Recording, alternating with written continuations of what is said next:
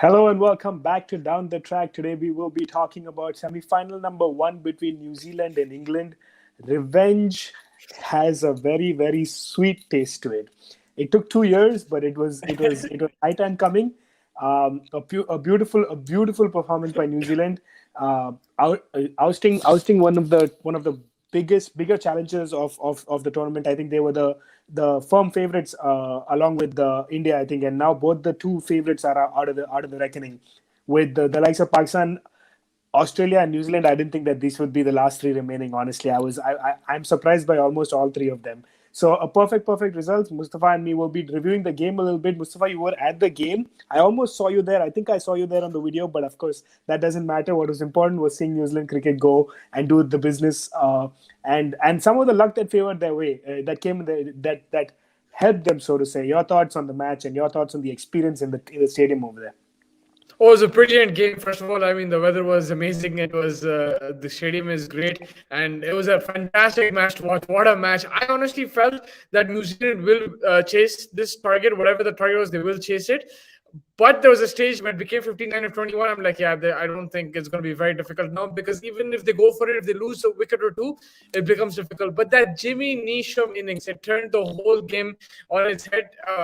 I don't know how it looked on TV, but in the stadium, it was just him. Like, he was the one who changed. And then I went to saw him, like, Daryl Mitchell scored 70. Like, he made the run so silently. But at that moment, it was the Neesham show, because the game was slipping away. Yes, Mitchell was clocking away at the runs, but it was Neesham's innings that changed the whole game in New Zealand's favor. He got those 2-3 sixes.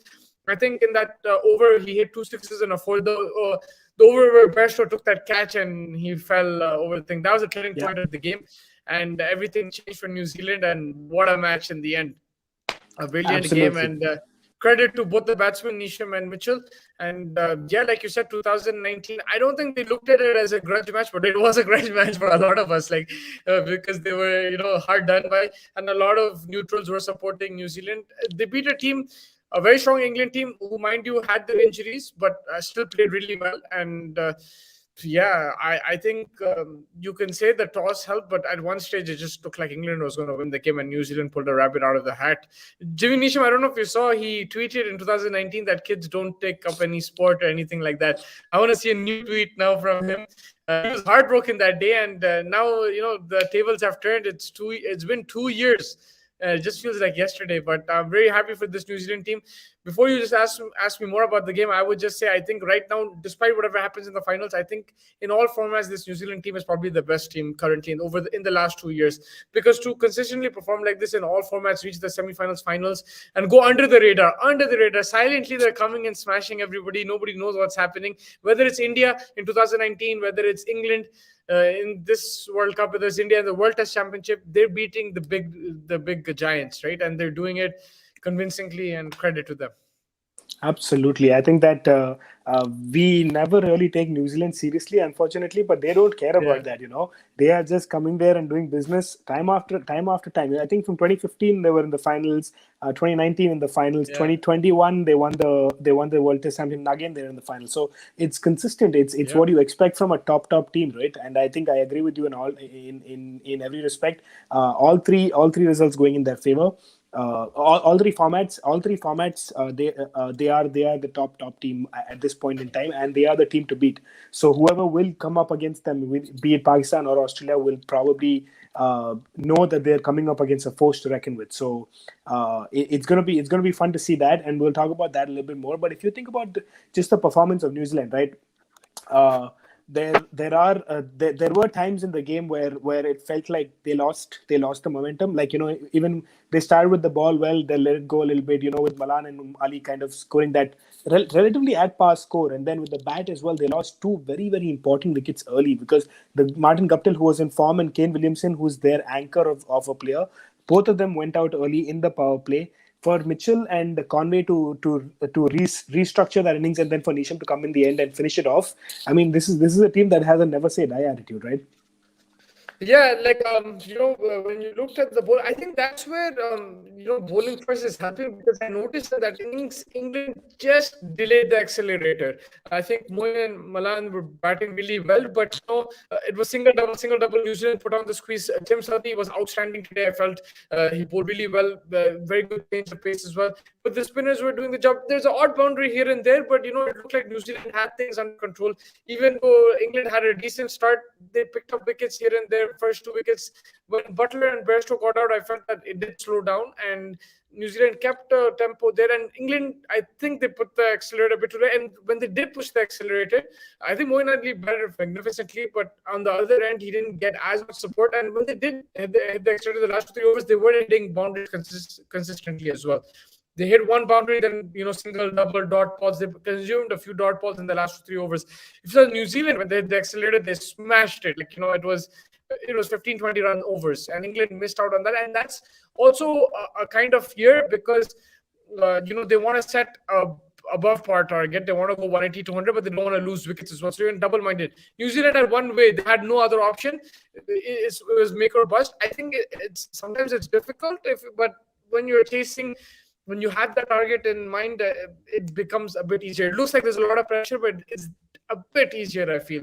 But yeah, in terms of New Zealand, the way they're always in the game with their bowlers. Trent Bolt didn't have a good day today, but Sadie stepped up.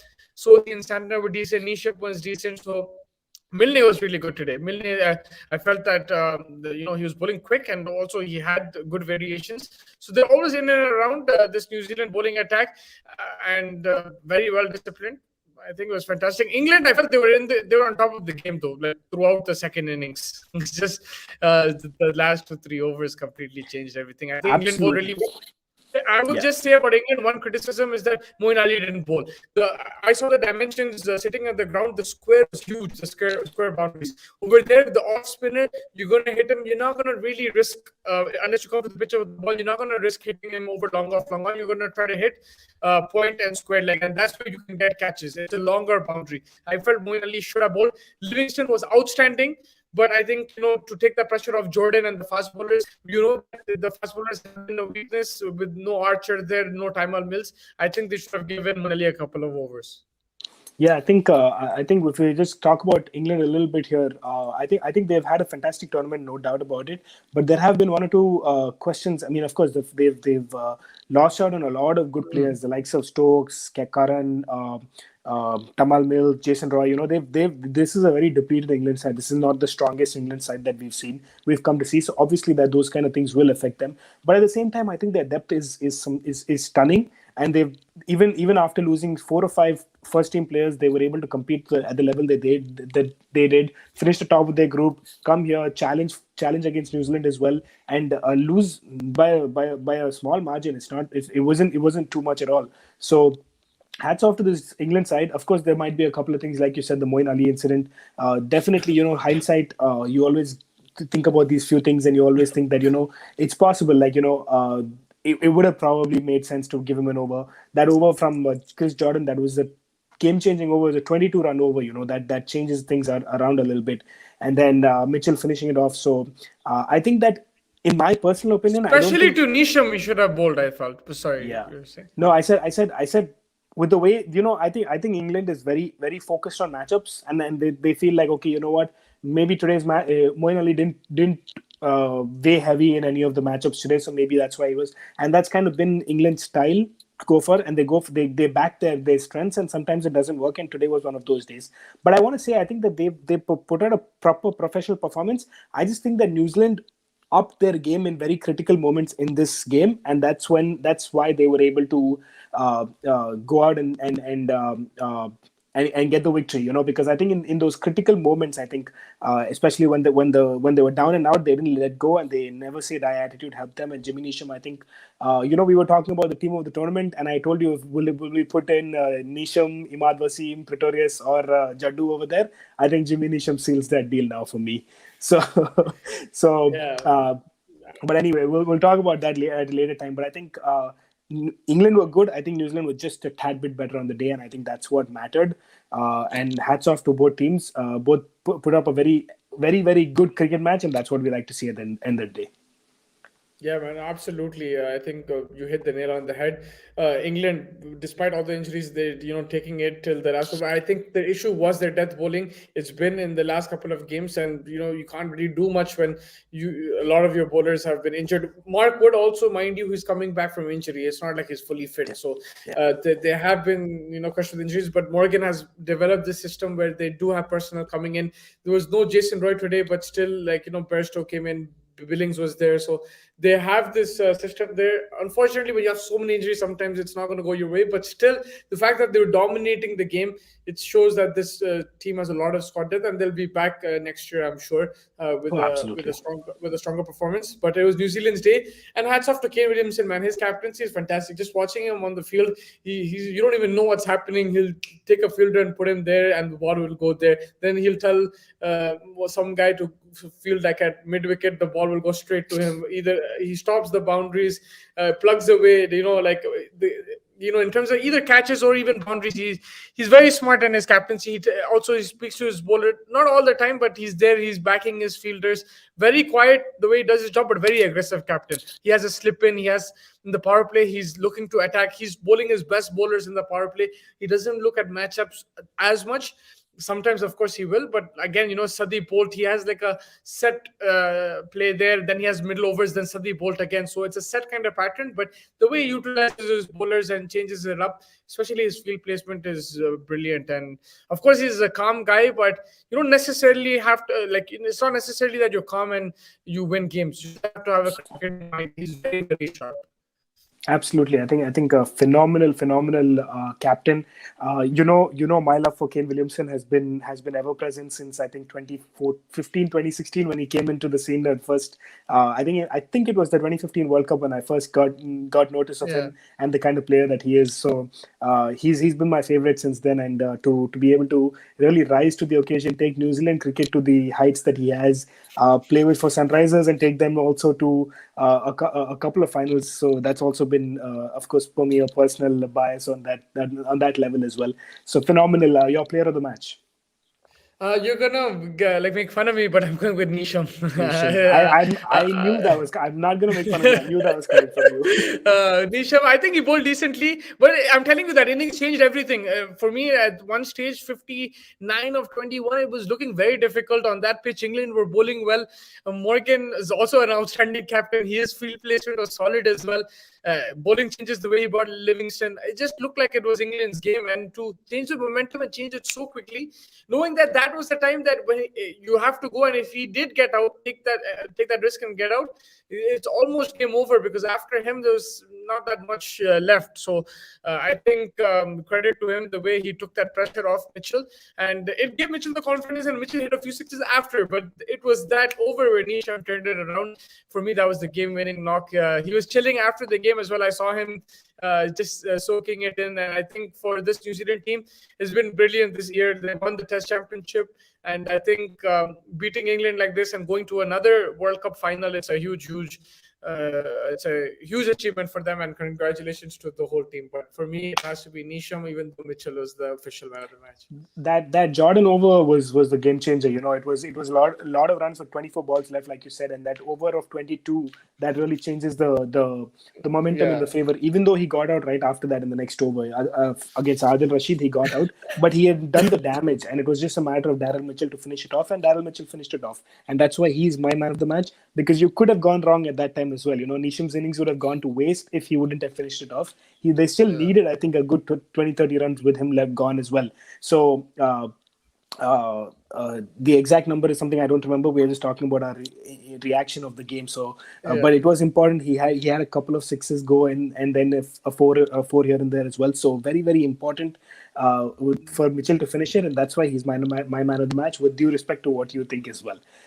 Yeah. So and like I said, I think for me what was very important was, you mentioned this earlier, like the New Zealand cricketers probably don't look at it as a revenge, but you and me, because we're sitting on the outside and we believe in this game so much, that's why we're looking at it. That says a lot about New Zealand cricket because apart from the 11 players on the field and the few million people that they have in their country, I think everyone else is looking at it as a revenge. But these guys are such good boys and the good people of New Zealand, and just good people of cricket that they just look at every single game on merit and go on the basis of that. So hats off to them again. I think I can continue to keep praising them as much as I want, but I think we'll have to move on to tomorrow's game, the more feisty game, Yeah. I think, with two Before you feisty move on, I teams. just wanted to say also, Conway, like shout out to him because that partnership was much needed. They were under pressure after the two Yes. batsmen got out, or Williamson's wicket when he was coming in after Williamson's wicket. So to build a partnership with Mitchell, I think fantastic. And yeah, just to Are you say worried what you said about about. Kane Williamson? Are you worried about Kane Williamson form with the bat? I know he's an excellent keeper. He's an excellent captain, but with the bat, are you worried about that form?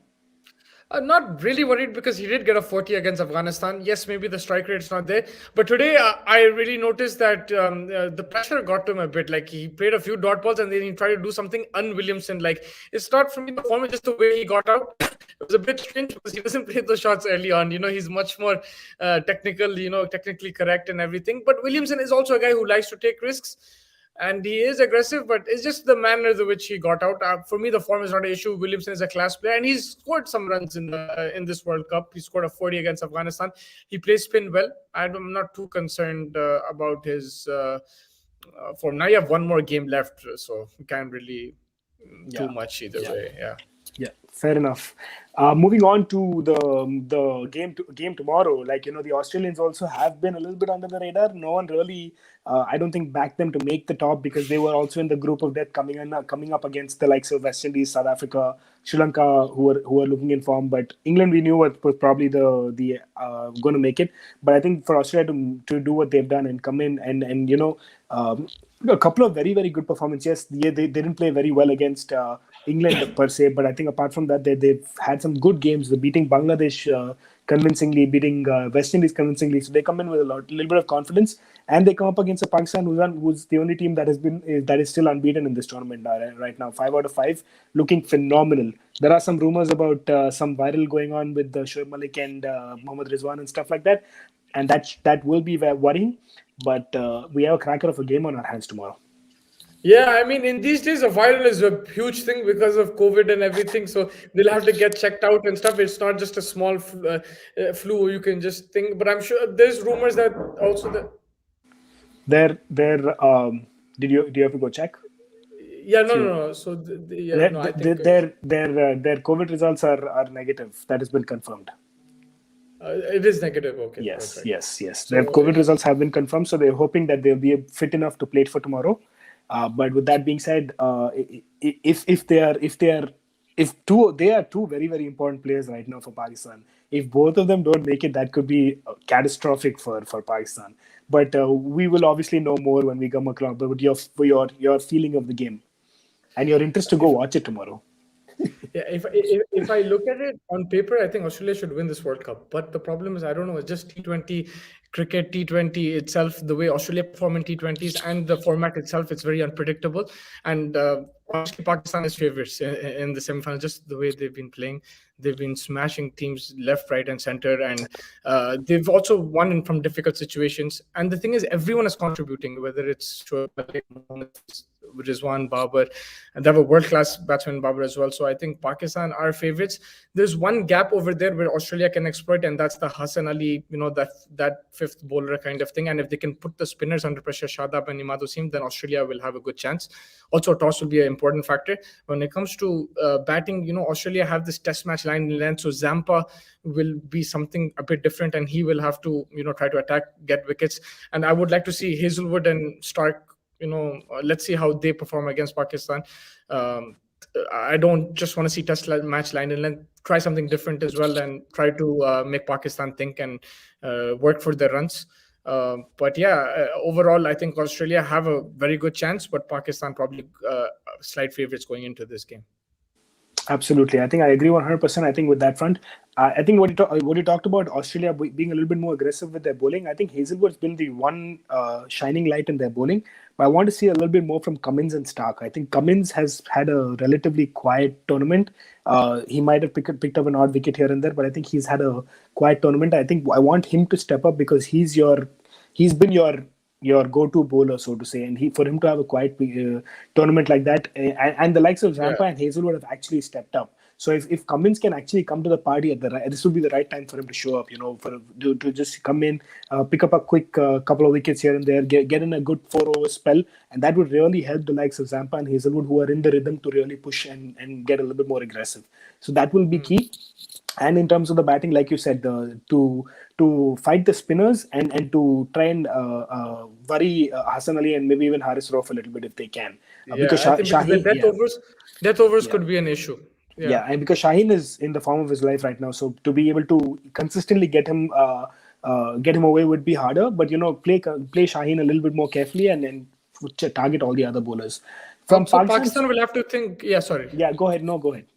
No, I was saying Pakistan will also think who to bowl in the power play. Normally, it's Imad Wasim and Shaheen Afridi, right? With Warner there, will they still attack with Wasim because of that left-hand angle, or will they try something different? That's also something which should be put in their mind. But for me, that's the battle. Shaheen, and if it's Wasim, then him versus Finch and Warner. Whoever wins that battle has a very, very big hand in one step in the final, because I think that's a huge battle, that power play. Absolutely. I think 100% I agree with that. For Pakistan's perspective, it is just more of the same from there. I think that they will need to just continue their good form with the ball and the bat. I mean, they've actually been sensational this tournament. They've really not barely put a step wrong with the way they've gone about their fielding has also stepped up really. Usually you tend to see a few misfields here and there, but they've really pushed on that one as well. I think the likes of Matthew Hayden and Vernon Philander have really pushed their weight in the dressing room, and that is showing now on the field. And just more of the same from them. With the bat and the ball, they've just been phenomenal, and just continue it for 2 more games, and the cup is in there. The cup is theirs pretty much. Yeah, you just reminded me it's Langer versus Hayden. That's going to It be a is. There crazy. was some Twitter tweet I read somewhere about that as well. Yes, it is going to be Lango versus Hayden. It's going to be fun. Your prediction? Australia to win it. After talking so well about Pakistan, it's just that I think that Pakistan. I'm a big believer of law of averages. In my opinion, I don't think that one team can just go on the way they have. They've been phenomenal. I was really hoping for a hiccup against a minnow like Scotland that would have really woken them up. With due respect, I think they've been phenomenal, but I just feel like I personally think that going on like this at that kind of 100% level is going to be hard. And with this news coming in about the viral and stuff, if that's going to really just worry them a little bit, and that's my reasoning for going behind Australia. Yeah, the funny thing is, I'm thinking that it depends on what Australia turns up. Normally, we talk about that about Pakistan. Now we know what Pakistan is turning up. It's a very consistent Pakistan, but it's Australia with David Warner and Finch smashing it, and Stark and Hazelwood picking up wickets, or is it one which they're bowling a test match line length and Warner Finch not in form? Is it that Australia? So it depends. Yeah. The one against England or the one against West Indies? That's that's more of a key question. From Pakistan, I think they've been very consistent. Like you said, they can have a bad day, and that could be possible. They're hoping it won't be the semi-final, or the final. But at least with Pakistan, they're playing consistent cricket. With Australia, you don't know, and that could be dangerous. Same thing, I think, with New Zealand, England, where you know what was coming with New Zealand. It's a bit of a dark horse kind of situation. So yeah, I think that's what it is, and let's see how it goes. Absolutely. Looking forward to a fun game tomorrow as well. Toss will be critical. I think we'll just catch you after the games, and then hopefully we'll have another close game like we did today.